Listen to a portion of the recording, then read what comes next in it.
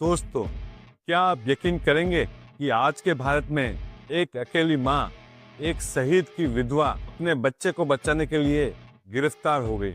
ना कोई कोर्ट, ना कोई वकील, सिर्फ एक कॉल और हो गई डिजिटल अरेस्ट। यह कोई फिल्म नहीं है, बल्कि एक सच है। इस सच के पीछे छुपा है ऐसा साइबर क्राइम जो किसी के भी दरवाजे पर दस्तक दे सकता है। हो सकता है अगला नंबर आपका हो। इसीलिए इस कहानी को गौर से सुनिएगा। यह कहानी है रागिनी सिंह की। नाम बदला गया है, मगर हादसा असली है। आइए जानते हैं पूरी सच्चाई। रागिनी सिंह, उम्र 40 साल, दिल्ली के द्वारका में अपने एक छोटे से अपार्टमेंट में रहती थी, अपने 12 साल के इकलौते बेटे अर्जुन के साथ। पति आशीष सिंह 2 साल पहले जम्मू कश्मीर में आतंकवादियों से लड़ते हुए शहीद हो गए थे। इसके लिए रागिनी सिंह को मिला थोड़ा मुआवजा, थोड़ी पेंशन और एक वीरता की निशानी, उनका फोटो, और साथ में उनका इकलौता बेटा अर्जुन। यही उनकी पूरी जिंदगी थी। रागिनी अकेली थी, लेकिन मजबूत थी। हर सुबह बेटे को स्कूल भेज के ऑनलाइन ट्यूशन कराती थी और एक एनजीओ में काम करती थी। एक आम और इज्जतदार जिंदगी जी रही थी। लेकिन किसे पता था कि एक दिन उसका फोन उसकी जिंदगी का सबसे बड़ा दुश्मन बन जाएगा। एक दिन दोपहर को जब अर्जुन सो रहा था, रागिनी अपने एनजीओ का फॉर्म भर रही थी, तभी उनको एक कॉल आता है। वहाँ से आवाज आती है, हेलो मैम, मैं इंस्पेक्टर वर्मा बोल रहा हूँ, साइबर क्राइम ब्रांच से।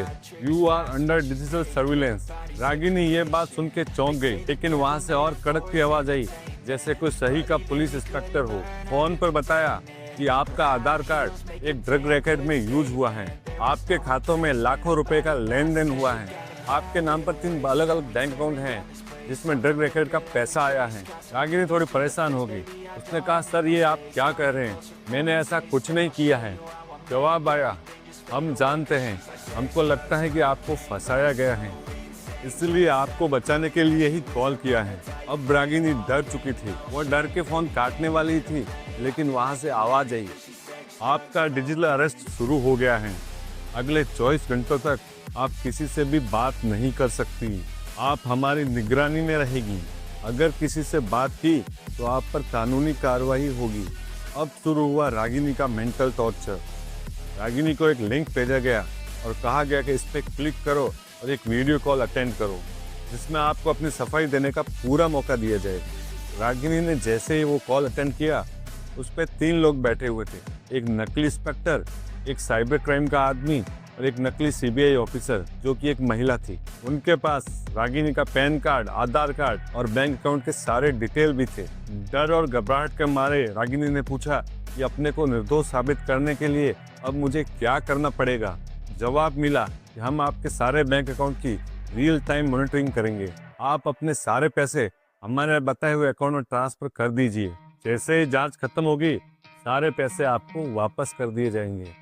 यह था डिजिटल अरेस्ट का असली मकसद, साइकोलॉजी के पैसे बना के लोगों को लूटना।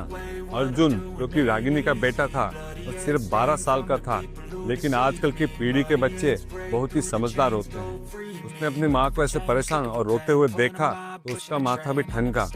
जब उसकी माँ किचन में गई तो उसने उस वीडियो कॉल को रिकॉर्ड करके स्कूल के कंप्यूटर टीचर को भेज दिया और सारा मामला बता दिया।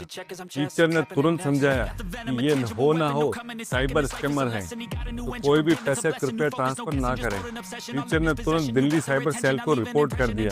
साइबर सेल ने काम शुरू किया और 3 घंटे में लोकेशन को ट्रेस कर दिया। ये कॉल बांग्लादेश की सीमा के पास से की जा रही थी और कॉल सेंटर का नेटवर्क नेपाल, पटना और कोलकाता तक फैला हुआ था। 3 दिन के भीतर ही 4 गिरफ्तारियां हुई, जिसमें 3 नकली ऑफिसर और एक साइबर एक्सपर्ट भी शामिल था, जो कि पेशे से एक सॉफ्टवेयर इंजीनियर था, जिन्होंने एआई टूल यूज करके एक सरकारी कार्ड बनाए थे। रागिनी को जब पता चला कि उसके साथ ये सब हुआ और अर्जुन की समझदारी की वजह से बच गई, तो अपने बेटे को गले से लगा के खूब रोई। उसने अपने बेटे से कहा कि तुमने भी अपने पापा की तरह बहादुरी दिखाई।